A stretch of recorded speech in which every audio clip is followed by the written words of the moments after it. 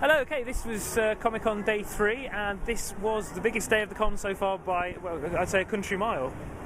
Kind of a big deal in Hall H, where it started off with the Warner panel. We've seen Godzilla, and there was the very, very big news that Superman 2, well, Man of Steel 2 is going to feature Batman. What do we think of this? Well, I seem to be the only person who's really excited about this. I think it's an amazing idea. Is there not the fact that if you put Batman in it already, what are you building up to, you know? Well, the whole kind of Justice League. League. So they obviously want to make a Justice League, so... It's a little like they were putting Captain America into Iron Man 2 and having the two co-star in that film. Yeah. But it's understandable. The DC characters are a little trepidatious after the failure of Green Lantern. About introducing more Justice Leaguers. So they're playing it safe. Baby stepping, conservative. Stick with your big guns, soups and bats. I agree. I think Superman versus Batman is a brilliant idea, but of course it won't be Christian Bale. It won't be the Batman we're familiar with anyway, will it? No. Well, it will, unless they make him an offer he can't refuse. But I mean, of course, that wasn't the end of the big stories today. Maybe the beginning. Very much so, because Fox pulled out quite a surprise. Well, we say it was a surprise. We'd have suspected that they might do something similar, but we knew that not on the level on which it was done. No, that was the thing. Yeah. Because Hugh Jackman, we knew was going to be there for the Wolverine, and you always thought, well, X-Men: Days of Future Past. Maybe they'll bring up Bryan Singer. Yeah. But they brought out everybody. Yeah. What was it? Must have been about 15 people. Yeah, there was about 15 mutants. The entire cast of X-Men Days of Future Past, except for Anna Paquin, I guess. But then they brought her out on stage. Yeah, that's true. So they were all there. So we've seen 3 Oscar winners, 2 Knights of the Realm, someone from Westeros, it was Peter Dinklage. Right. It was really, really impressive. I mean, I can't actually remember something in Hall H that is just as a logistical operation that is so... No. I mean, I think it's safe to say this is the most ambitious superhero movie ever made. Certainly English language superhero movie ever made. They've made some interesting announcements about what the story's going to be as well, haven't they? Because we were expecting, in the comic book, Kitty Pryde travels in time, but they've said it's Wolverine that's travelling in time, haven't they? Kitty Pryde is still involved. Apparently she's quite important in how the time travel takes place. But the basic premise is that Wolverine has to go back in time to stop the apocalypse that has sort of ruined the future, and he has to get Professor X and Magneto working together. Which makes sense. If they had to change it makes sense. I mean, it looks very much like a sequel to First Class as well, because it's got this 70s vibe. James McAvoy's wearing some questionable 70s fashions, and he's the Professor X here is quite miserable, and I think Wolverine has to pull him out of his shell, which of course, motivational speaking, is what Wolverine is good at.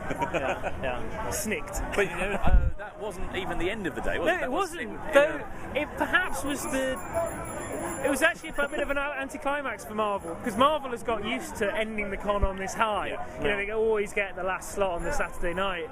And I don't think it could live up to it. I mean, we knew that Thor was going to be here, and Tom Hiddleston came on stage as Loki. He was the part... to get the crowd to chant his name as well. It was brilliant the way they did it, because he came on stage... it didn't even come on first. They just said... you just heard this sort of voice from the Avengers saying lines from the Avengers, and then he suddenly dropped in little references to Hall H. And then you see him on stage, and he's taunting the crowd and getting them all on board.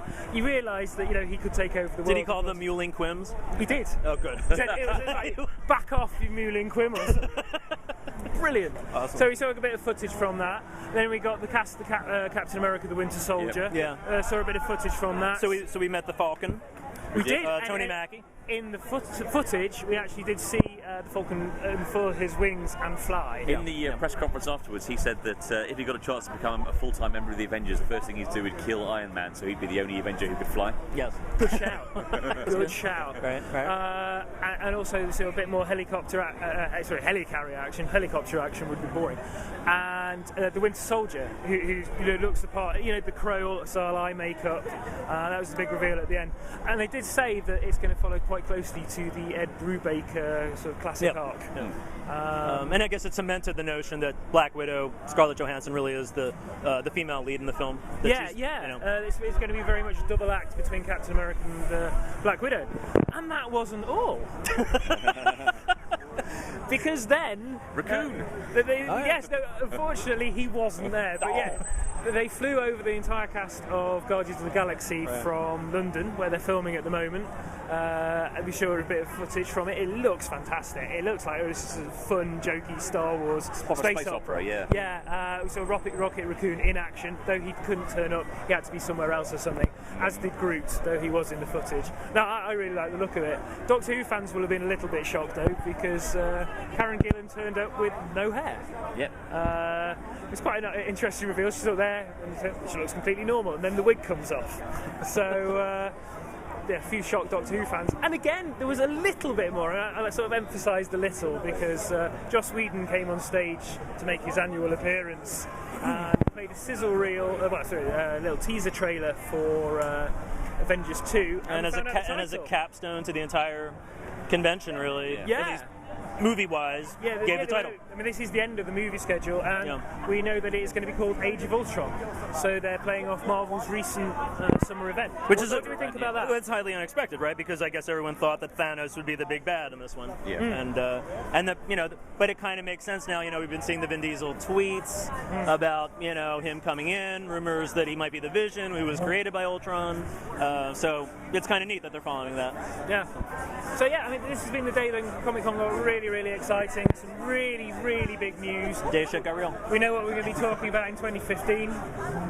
You mentioned Doctor Who there. On the way out of the convention just a short while ago, we saw that people were queuing up for Doctor Who's panel tomorrow. It's Camp Who. Yeah. Doctor Who is kind of a big deal these days. So looking forward to that.